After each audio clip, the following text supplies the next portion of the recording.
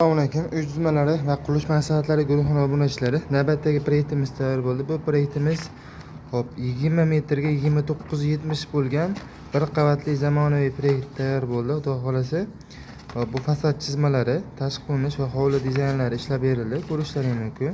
Zamonaviy va chiroyli chizib berildi. Xudo xolasa ko'rishlaringiz mumkin. Bir qavatli zamonaviy proyekt chiqdi. Xudo xolasa bu fasad albomi.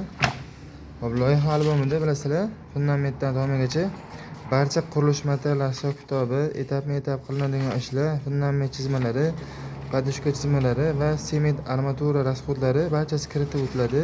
Ko'rishlaringiz mumkin. Kimga shunday uy proyekti kerak bo'lsa yoki arxitektura xizmati kerak bo'lsa, bemalol murojaat qilaverasizlar. Inshaalloh buyurtmalarini vaqtida chiroyli qilib chizib beramiz.